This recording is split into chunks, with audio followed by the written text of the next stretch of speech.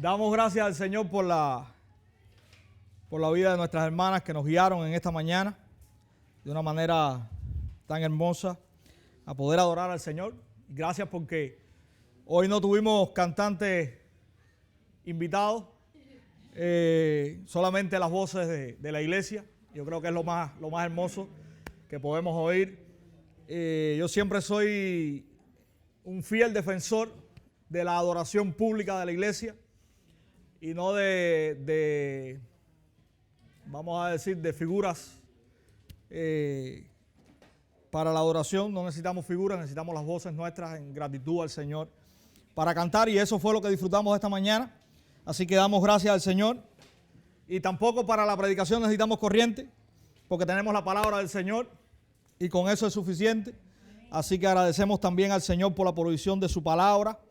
Y yo quiero invitarles a buscar en sus Biblias, en continuación a toda la exposición que hemos estado desarrollando por prácticamente 6 meses ya, en la epístola del apóstol Pablo a la iglesia en Corinto, la primera epístola del apóstol Pablo a la iglesia en Corinto.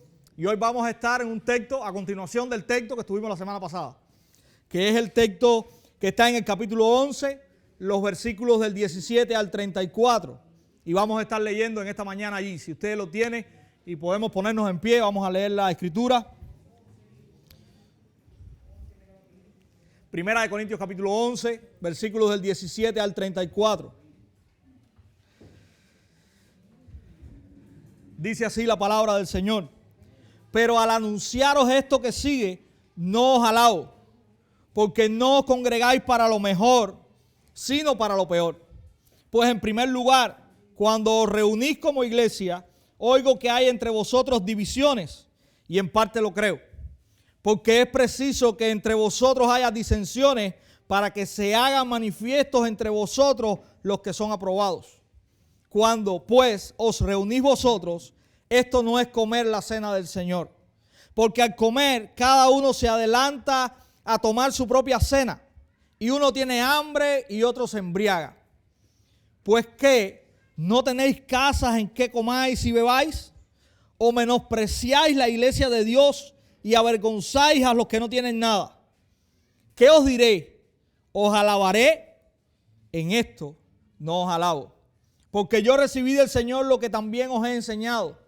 Que el Señor Jesús, la noche que fue entregado, tomó pan. Y habiendo dado gracias, lo partió y dijo: tomad, comed, esto es mi cuerpo que por vosotros es partido. Haced esto en memoria de mí. Asimismo tomó también la copa, después de haber cenado, diciendo: esta copa es el nuevo pacto en mi sangre. Haced esto todas las veces que la bebiereis en memoria de mí. Así pues, todas las veces que comiereis este pan y bebiereis esta copa, la muerte del Señor anunciáis hasta que Él venga. De manera que cualquiera que comiere este pan o bebiere esta copa del Señor indignamente, será culpado del cuerpo y de la sangre del Señor. Por tanto, pruébese cada uno a sí mismo y coma así del pan y beba de la copa. Porque el que come y bebe indignamente, sin discernir el cuerpo del Señor, juicio come y bebe para sí. Por lo cual hay muchos enfermos y debilitados entre vosotros, y muchos duermen. Si, pues, nos examinásemos a nosotros mismos, no seríamos juzgados.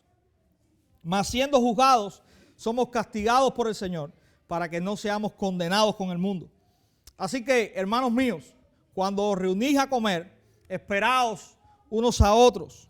Si alguno tuviere hambre, coma en su casa, para que no os reunáis para juicio. Las demás cosas las pondré en orden cuando yo fuere. Señor, a ti las gracias por esta mañana nuevamente te damos. Y ahora, Señor, muy especialmente por tu santa y bendita palabra. Cuán privilegio es, Señor, poder abrirla y poder escudriñar, Señor, lo que tú nos has dado, lo que tú nos has dejado. Las verdades, Señor, preciosas, atemporales de tu palabra. Señor, débiles somos, ayúdanos ahora a poder entenderla, a poder, Señor, exponerla. siendo claros y siendo fieles a ella. Ayúdanos a vivirla de una manera que tu nombre sea glorificado en tu iglesia. Ayúdanos, Señor, ahora al recibirla, que lo hagamos con gozo y con la intención de ser fieles a ella. En tu nombre, Señor, oramos. Amén. Hermanos, comenzamos esta otra sección donde Pablo está hablando ahora de otro de los problemas que había en la iglesia en Corinto. Pablo comienza este pasaje diciendo las palabras: pero al anunciaros esto que sigue, no os alabo. ¿Recuerdan cómo Pablo comenzó la sección del domingo pasado? ¿Qué estaba diciendo Pablo cuando comenzamos la sesión del domingo pasado? Os alabo, hermanos, ¿verdad? Sin embargo, ya ahora Pablo no va a traer palabras de alabanza para la iglesia, porque precisamente Pablo está tratando uno de los tantos problemas que en la iglesia de Corinto había. ¿Y por qué Pablo no estaba alabando a la iglesia? Bueno, la razón está ahí en los primeros versículos, a partir del versículo 18. Y Pablo está diciendo: porque no os congregáis para lo mejor, sino para lo peor. No lo hacen para lo bueno, sino para lo malo. Y dice la Nueva Traducción Viviente: cuando se congregan, ustedes hacen más daño que bien. Miren qué terrible esto. Cuando ustedes se juntan como iglesia, ustedes hacen más daño que bien. Pablo está diciendo que cuando la iglesia se junta para disfrutar de esta bondad que el Señor nos da, de congregarnos los domingos, de adorarle, y específicamente en este texto, de disfrutar de la cena del Señor, la iglesia lo estaba haciendo de una manera que en vez de honrar el nombre de Dios, lo estaba deshonrando. Y Pablo está usando una frase allí como que Pablo está diciendo: yo no estoy contento con que ustedes se reúnan. De hecho, si seguimos leyendo, Pablo dice: pues en primer lugar, cuando os reunís como iglesia, oigo que hay entre vosotros divisiones. Dice Pablo, y en parte lo creo, porque es preciso que entre vosotros haya disensiones para que se hagan manifiestos entre vosotros los que son aprobados. Y la palabra que está usando Pablo ahí es la palabra herejías.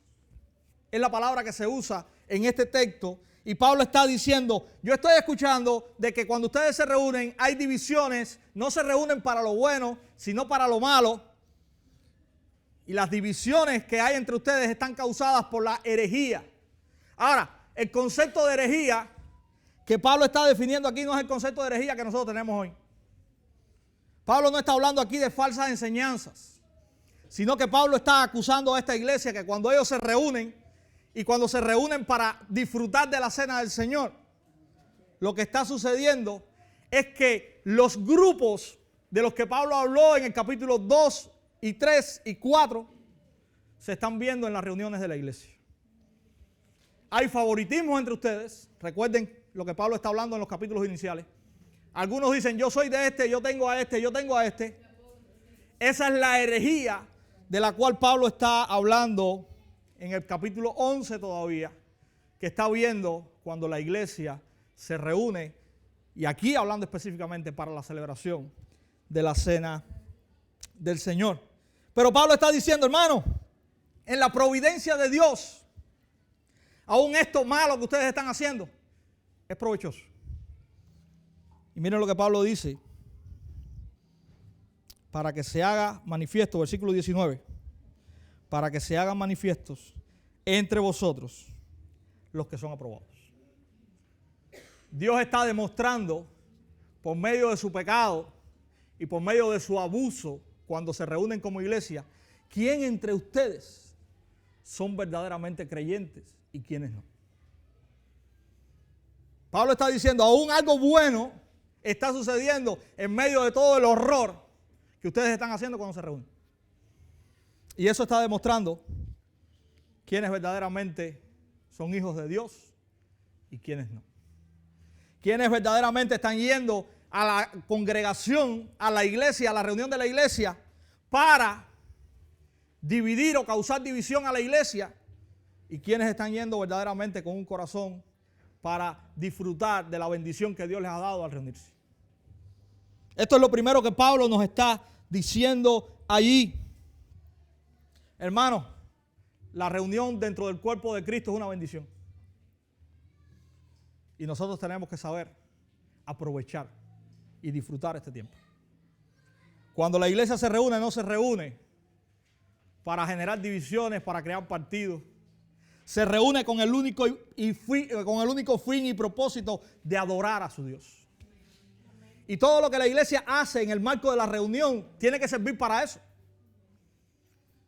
Aún nuestras reuniones de negocio, por muy acaloradas que puedan llegar a ser, no pueden ser algo que deshonre a Dios.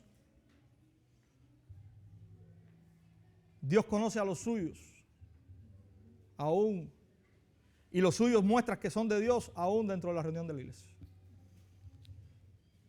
Que nuestras reuniones de iglesia puedan caracterizarse por corazones cuyo único fin y propósito esté alineado a glorificar a su Dios. Porque estas palabras de Pablo son palabras fuertes. Y es por eso que Pablo dice, en esto no puedo alabarlo. ¿Qué diré? Dice Pablo en el 22 final. Os alabaré. En esto no os alabo. ¿Y qué era lo que estaba sucediendo, hermano? ¿Qué era lo que estaba sucediendo? Bueno, habían desavenencias a la hora de celebrar la cena del Señor. Y yo quiero hacer dar un poco de contexto aquí. Lo que la iglesia en aquel tiempo hacía en la cena del Señor no es lo mismo que nosotros hacemos hoy. La cena del Señor estaba dada por lo que se conocía como una comida de amor o una comida ágape. La iglesia se reunía, las personas traían alimentos y esos alimentos eran compartidos en el marco de la iglesia. Y al terminar esa cena de amor o esa cena ágape, entonces se pasaba a tener el tiempo de la Santa Cena, como nosotros la conocemos hoy. Pablo le llama la cena del Señor. Y allí, entonces la iglesia, recordaba el sacrificio del Señor tomando el pan y el vino. Vamos a esperar que los niños pasen porque sin micrófono es un poco complicado esto.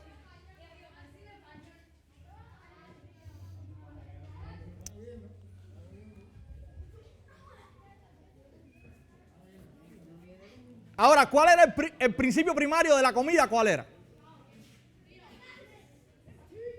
¿Cuál era el principio primario de la comida? ¿Comer? No. Esta cena de amor, y precisamente el nombre lo informa, su principio era poder compartir con los hermanos. Por eso es que la cena se conoce como cena ágape o cena de amor. ¿Qué estaba pasando en la cena? Dice Pablo en el versículo 20, cuando pues os reunís vosotros, esto no es comer la cena del Señor. Porque al comer, cada uno se adelanta a tomar su propia cena. Y uno tiene hambre y el otro se embriaga. Hermano, para contextualizar un poco con la cultura, a la iglesia confluían personas de buen nivel y personas que no tenían buen nivel. En esta cena, la idea era poder compartir con todos lo que se traía. ¿Qué estaba sucediendo? Estas personas de mayor nivel, al parecer habían hecho sus grupos.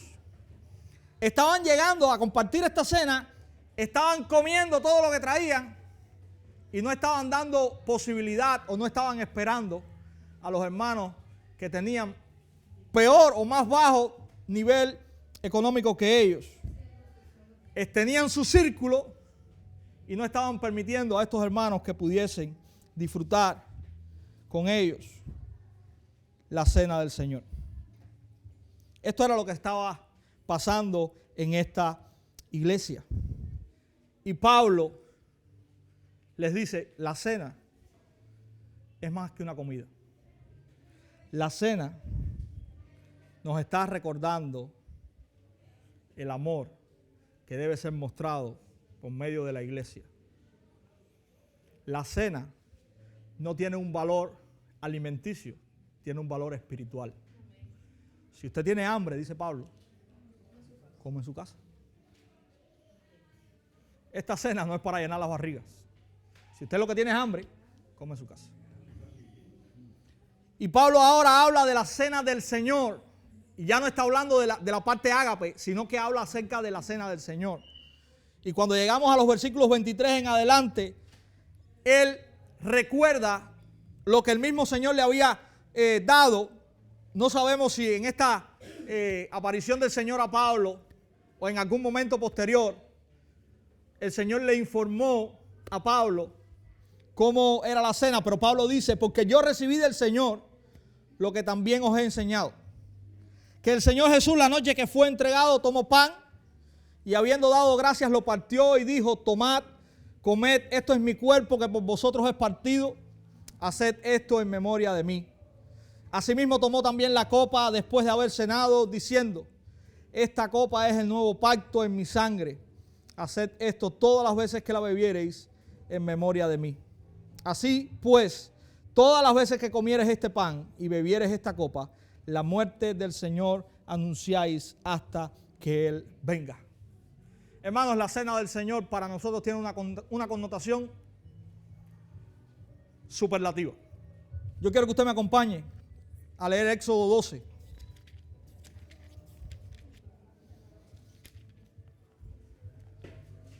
Yo quiero que usted me acompañe hasta allí. 12. Éxodo 12.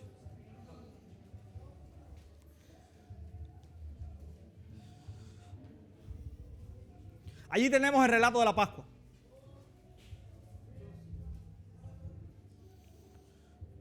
Dios había llamado a Moisés en el capítulo 3 y capítulo 4 de Éxodo. Tenemos el registro de esto, la historia de esto.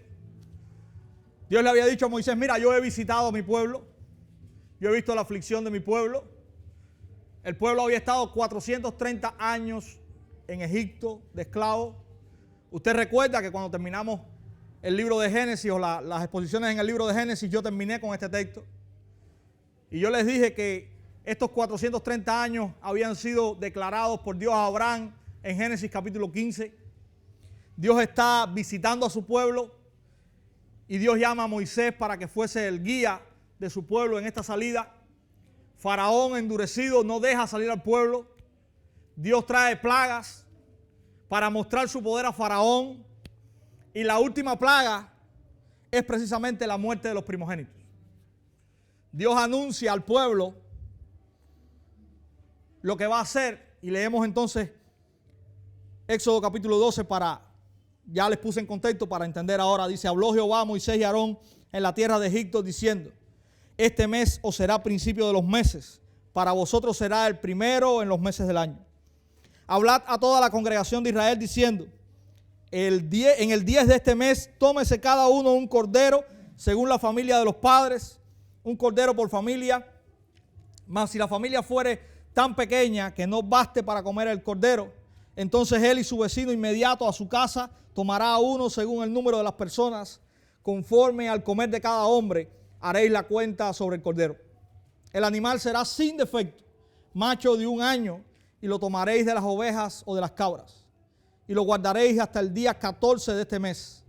Y lo inmolará toda la congregación del pueblo de Israel entre las 2 tardes. Y tomarán de la sangre y la pondrán en los 2 postes y en el dintel de las casas en que lo han de comer. Y aquella noche comerá la carne asada al fuego y panes sin levadura con hierbas amargas lo comerán. Ninguna cosa comeréis de él cruda, ni cocida en agua, sino asada al fuego, su cabeza con sus pies y sus entrañas. Ninguna cosa dejaréis de él hasta la mañana, y lo que quedare hasta la mañana lo quemaréis en el fuego. Y lo comeréis así, ceñidos vuestros lomos, vuestro calzado en vuestros pies, y vuestro bordón en vuestra mano, y lo comeréis apresuradamente. Es la Pascua de Jehová. Pues yo pasaré aquella noche por la tierra de Egipto y heriré a todo primogénito en la tierra de Egipto, así de los hombres como de las bestias, y ejecutaré mis juicios en todos los dioses de Egipto, yo Jehová. Y la sangre os será por señal en las casas donde vosotros estéis. Y veré la sangre y pasaré de vosotros, y no habrá en vosotros plaga de mortandad cuando hiera la tierra de Egipto. Y este día os será en memoria, y lo celebraréis como fiesta solemne para Jehová durante vuestras generaciones. Por estatuto perpetuo lo celebraréis. 7 días comeréis panes sin levadura, y así el primer día haréis que no haya levadura en vuestras casas, porque cualquiera que comiere leudado desde el primer día hasta el 7º será cortado de Israel. El primer día habrá santa convocación, y asimismo en el 7º día tendréis una santa convocación. Ninguna obra se hará en ellos, excepto solamente que preparéis lo que cada cual haya de comer. Y guardaréis la fecha de los panes sin levadura, porque en este mismo día saqué vuestras huestes de la tierra de Egipto. Por tanto, guardaréis este mandamiento en vuestras generaciones por costumbre perpetua. En el mes primero comeréis los panes sin levadura, desde el día 14 del mes por la tarde hasta el 21 del mes por la tarde. Por 7 días no hallará levadura en vuestras casas, porque cualquiera que comiere leudado, así extranjero como natural del país, será cortado de la congregación de Israel. Ninguna cosa leudada comeréis, en todas vuestras habitaciones comeréis panes sin levadura. Y Moisés convocó a todos los ancianos de Israel y les dijo: sacad y tomaos corderos por vuestras familias y sacrificad la Pascua. Y tomad un manojo de hisopo y mojado en la sangre que está en un lebrillo, y untad en el dintel y los postes con la sangre que estará en el lebrillo, y ninguno de vosotros salga de las puertas de su casa hasta la mañana. Porque Jehová pasará hiriendo a los egipcios, y cuando vea la sangre en el dintel y en los 2 postes, pasará Jehová aquella puerta y no dejará entrar al heridor en vuestras casas para herir. Guardaréis esto por estatuto para vosotros y para vuestros hijos para siempre. Y cuando entréis en la tierra que Jehová os dará, como prometió, guardaréis este rito. Y cuando os dijeren vuestros hijos: ¿qué es este rito?, vosotros responderéis: es la víctima de la Pascua de Jehová, el cual pasó por encima de las casas de los hijos de Israel en Egipto, cuando hirió a los egipcios y libró nuestras casas. Entonces el pueblo se inclinó y adoró. Y los hijos de Israel fueron e hicieron puntualmente así como Jehová había mandado a Moisés y Aarón. Hermanos, hay una fiesta que el pueblo va a celebrar. Y el mandato de Dios es que el pueblo celebre esta fiesta. Y esta fiesta iba a ser señal de la restauración y del éxodo de la esclavitud del pueblo de Dios. Dios manda a tomar la sangre de aquel cordero, a poner en el dintel de la puerta, y Dios dijo que la puerta que estuviese marcada, los que estén dentro de esa casa no iban a haber muerte. Si usted continúa leyendo la historia, dice que el ángel del Señor pasó, arrasó con los primogénitos de Egipto, pero las familias de Israel quedaron salvas. Automáticamente el pueblo sale y es librado de la esclavitud en Egipto. Vamos a Lucas capítulo 22 ahora, en el verso 20 específicamente.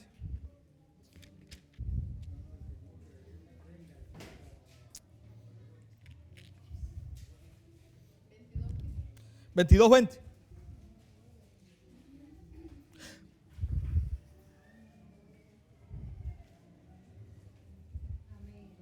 Dice la escritura allí: de igual manera, y aquí estábamos en el contexto de la cena del Señor con sus discípulos. De igual manera, después que hubo cenado, tomó la copa diciendo: esta copa es el nuevo pacto en mi sangre, que por vosotros se derrama. ¿En qué contexto está celebrando Jesús esta cena? Hermanos, en el contexto de la Pascua. Jesús está comiendo la Pascua con sus discípulos, si usted lee los versos anteriores. Y en el contexto de la Pascua, de la comida de la Pascua, Jesús está instituyendo esta comida. Si usted va a Jeremías capítulo 31, los versículos del 31 al 34, Jeremías está anunciando un nuevo pacto. Y Jeremías está diciendo, este es el pacto que yo haré con la casa de Israel y con la casa de Judá en aquellos días. Está diciendo Jeremías. Y Jeremías está diciendo, yo estableceré un nuevo pacto, les daré un nuevo corazón, dice Jeremías. Y Jesús está en medio de la cena de la Pascua, donde el pueblo de Israel está recordando la misericordia de Dios cuando los sacó de Egipto. Y les está diciendo, esta es la copa del nuevo pacto. Y este nuevo pacto ya no es el pacto de Moisés. Ahora es el pacto que yo estoy estableciendo con ustedes en mi sangre. Hermanos, la cena del Señor es la referencia a un nuevo y mejor pacto. Es la consumación de ese nuevo y mejor pacto. Jesús lo está diciendo en Lucas capítulo 22. Cuando levantó la copa, él está diciendo, esta copa es la señal del nuevo pacto que Jeremías profetizó allá y que hoy en mi sangre yo lo estoy instituyendo. Cuando la iglesia se reúne para celebrar la cena del Señor, está recordando no la salida de Egipto, sino la salida del pecado por la gracia de Dios en el nuevo pacto que Jesucristo hizo a través no de corderos, sino de su sangre. Eso es lo que en algún momento o de alguna manera está representando la cena del Señor. Pablo está haciéndole ver a esta iglesia lo sublime que es la cena del Señor.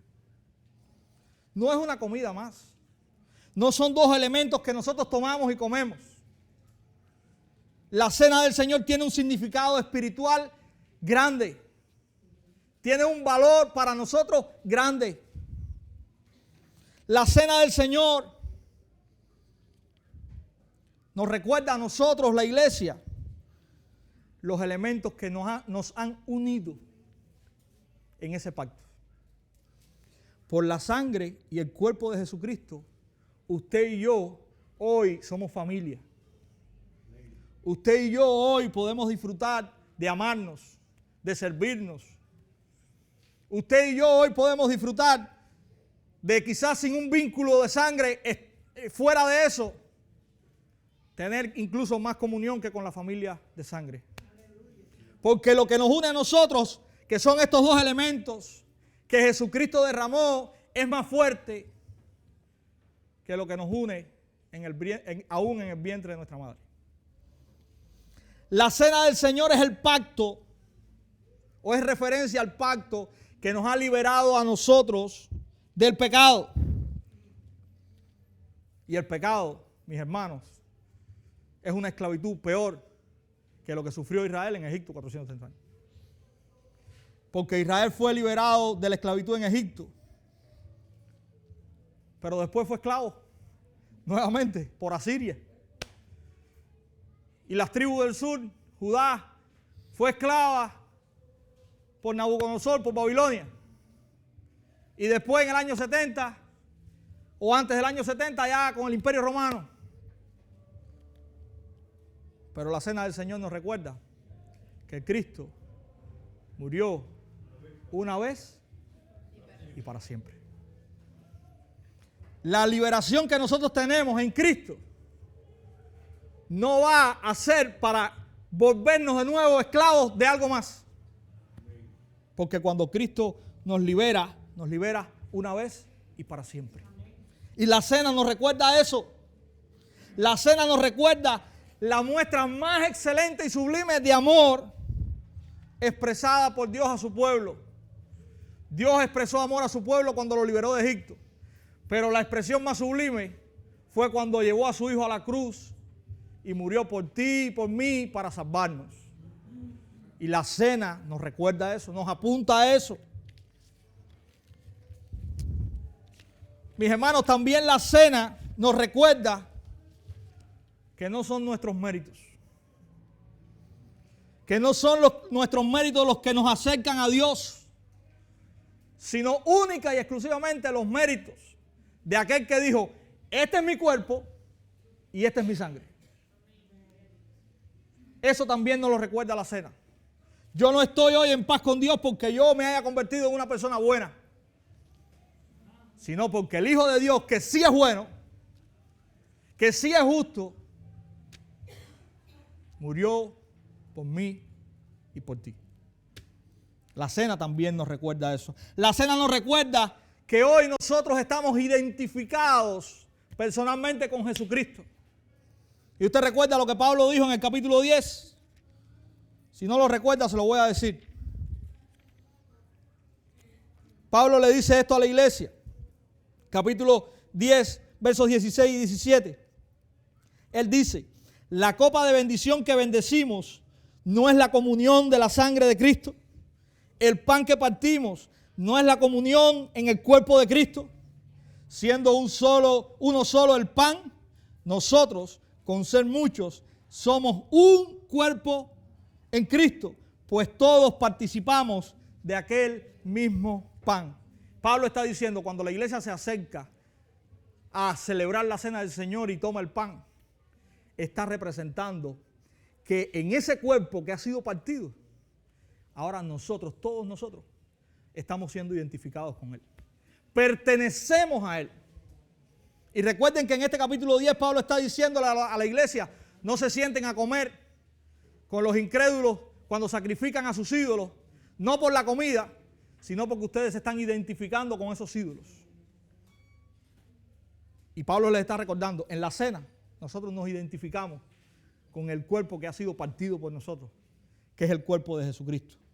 La cena también es un acto de recordación del sacrificio que propició nuestra salvación y que proclama al mundo esta verdad. Además nos recuerda que nuestro Señor un día regresará. Escuchen las palabras de Pablo. Versículo 24. Final. Haced esto en memoria de mí. Versículo 25 al final. Haced esto en memoria de mí. Versículo 26 al final. La muerte del Señor. Anunciáis hasta que Él venga. Cuando nosotros como iglesia nos reunimos y celebramos la cena del Señor, primero, estamos declarando que estamos unidos a Él. Segundo, estamos anunciando al mundo que estamos unidos a Él. Y en tercero, estamos descansando en la promesa que nosotros vamos a hacer esto, pero que un día Él volverá. Porque Él nos dejó esta institución de la cena hasta el día que Él vuelva. Entonces, mis hermanos, todas estas cosas encierran el significado de la cena. No son simplemente 10 minutos que nosotros tomamos y que hacemos un ritual, no. Tiene un significado espiritual para la iglesia de Jesucristo profundo. Nosotros estamos recordando muchas cosas que tienen un valor eterno cuando celebramos la cena. Y qué bueno que nosotros lo hagamos correctamente para que nosotros podamos realmente, como dice la Escritura, anunciar al mundo lo que nosotros estamos celebrando cuando nos reunimos para celebrar la cena del Señor. Sí. Ahora vamos a llegar ahí. Ahora vamos a llegar ahí. Entonces, mis hermanos, voy a seguirle entonces el camino a Juan. Vamos a llegar ahí. ¿Qué cosa o cómo nosotros como iglesia podemos en algún momento tomar la cena indignamente? Y Pablo termina este texto con esta advertencia. Dice Pablo, versículo 27 en adelante. De manera que cualquiera que comiere este pan o bebiere esta copa del Señor indignamente será culpado del cuerpo y de la sangre del Señor. Mis hermanos, yo sé que por mucho tiempo nos han dicho muchas cosas sobre esto. Pero cuando nosotros miramos el contexto tenemos que ver qué pudiera ser tomar la cena y no discernir el cuerpo del Señor de la manera correcta. A veces decimos, tengo que examinarme. Voy a empezar el lunes. ¿Cómo me comporté el lunes? El martes, el miércoles, el jueves, el viernes, el sábado, domingo por la mañana. Estoy bien. Puedo tomar la cena del Señor. Miren, cuando nosotros hacemos eso, ¿usted quiere que le diga algo? Estamos tomando indignamente la cena del Señor. ¿Usted sabe por qué? Porque tomar indignamente la cena del Señor es venir con un corazón dispuesto a decir, yo estoy completo. Yo puedo tomar la cena del Señor porque yo me lo merezco. Y cuando hacemos eso, nosotros estamos tomando la cena del Señor indignamente. Porque tomar la cena del Señor conlleva reconocer que yo no soy digno de acercarme a la mesa. Pero el Señor me ha llamado por su gracia a acercarme a su mesa. Y el Señor lo que quiere que yo haga al acercarme a su mesa precisamente es lo contrario de eso que hice. Es precisamente reconocer que yo soy un pecador. Y venir a la mesa del Señor humillado, no enaltecido, no reconociéndome suficiente para acercarme a tomar los elementos de la cena, sino diciendo, Señor, yo soy un indigno pecador. Gracias a ti puedo venir y sentarme en tu mesa y tomar la cena. Hermano, tomar la cena del Señor indignamente es no tener un corazón arrepentido. Es venir sin conciencia de mis culpas, pensar que yo lo merezco. Eso es no discernir el cuerpo del Señor y eso es tomar la cena del Señor indignamente. Mira, hermano, si usted esta semana o la semana en que vayamos a celebrar la cena, usted ha tenido una situación con alguien, resuélvalo. Pero usted sabe lo que es tomar la cena del Señor indignamente. Es venir reconociendo que soy un pecador, no tomar la cena, pero seguir caminando en mi pecado. No estamos agradando al Señor con decir, no me deje el pan, no me deje el vino, porque yo tengo problemas que no he resuelto, pero decir en mi corazón, ni los voy a resolver tampoco. Eso es menospreciar también los elementos que están en la cena. Así que si queremos acercarnos a la cena de la manera correcta, mis hermanos, hagámoslo, reconociendo nuestro pecado, humillándonos delante del Señor, diciéndole, Señor, gracias porque no merezco esto. Y es solamente por tu gracia que puedo hacerlo. Y vaya a acercarse a la mesa del Señor, también dándole gracias al Señor por Jesucristo. Y es por eso que nosotros muchas veces cuando terminamos de tomar la cena, oramos agradeciendo al Señor por su sacrificio. Porque eso es tomar la cena dignamente. Reconociendo que esos elementos son parte de lo que a nosotros nos ha hecho hoy hijos de Dios. La sangre que nos limpió, el cuerpo que fue molido por nuestras transgresiones, como dice Isaías capítulo 53. Así que esa es la manera, mis hermanos, en la cual yo debo ir delante de Dios a tomar la cena. Necesito reconocer mi pecado ante Dios. Necesito también reconocer mi pecado ante mis hermanos. Necesito ir a la cena aferrado a la obra de Cristo. No a la obra buena que yo hice esta semana y que me merezco estar tomando la cena. Mis hermanos, no hay mayor hipocresía, y esto lo anoté para que no se me olvidara. No hay mayor hipocresía que dejar de tomar la cena y continuar en pecado. No hay mayor hipocresía que esa. Dice Pablo que tomar la cena indignamente tiene consecuencias. Versículos 29 y 30. Por lo cual, y estas son las consecuencias, por lo cual hay muchos enfermos y debilitados entre vosotros, y muchos duermen. Dice Pablo que a consecuencia de no estimar el ir a la mesa del Señor, el disfrutar de la cena del Señor, algunos en la iglesia están enfermos o débiles. Y aún algunos duermen. Hermano, dormir en esta y otras ocasiones en la Biblia no significa que usted se acostó por la noche. Significa que la persona murió. Y Pablo está diciendo, Dios está juzgando a aquellos que van a tomar los elementos de la cena y que van a celebrar la cena con un espíritu y una actitud que no es la correcta. ¿Y cómo los está juzgando? Muy sencillo. Algunos están enfermos, otros están débiles y otros murieron. Dios juzga a su iglesia, mis hermanos. Cuando su iglesia, y en esta específicamente, para no salirme y divagar por otras cuestiones, específicamente cuando no toma la cena tan en serio como debería tomarla. Cuando la actitud con la que yo vengo a tomar la cena es una actitud de arrogancia, de no reconocimiento de mi pecado, de no reconocimiento de la obra grandiosa de Jesucristo en la cruz. Cuando yo vengo de esta manera, yo puedo ser juzgado por Dios. Y el juicio de Dios, muchas veces, en este caso, enfermedad, debilidad y muerte. Pero hermanos, dice Pablo también que este juicio es en el cuerpo. Miren qué interesante. Verso 32. Dice Pablo, mas siendo juzgados, somos castigados por el Señor para que no seamos condenados con el mundo. Entonces, no es un juicio para perdición. Pablo está diciendo, ustedes son juzgados por el Señor. Algunos incluso van a morir. Pero este juicio no tiene nada que ver con perdición.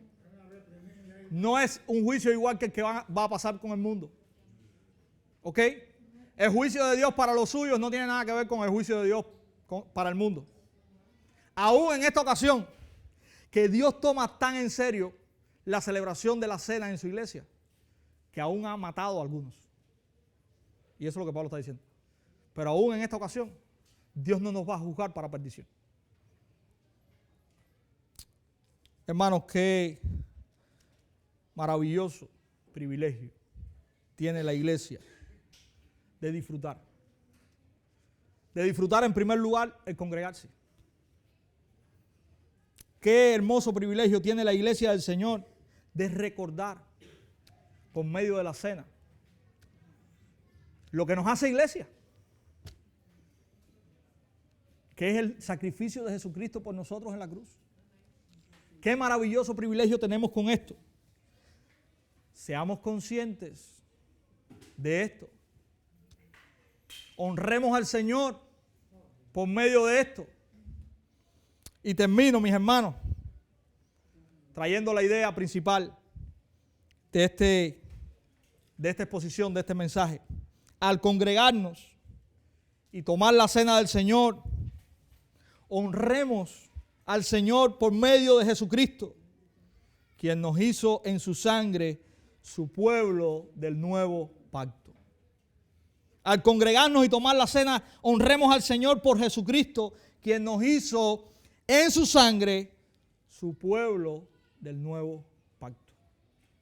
Que esto pueda ser una realidad en nosotros, que el Señor nos ayude a vivir honrándole en todo, pero cuando nos reunimos y cuando participamos de los elementos de la cena. Que el Señor nos ayude y nos bendiga, mis hermanos.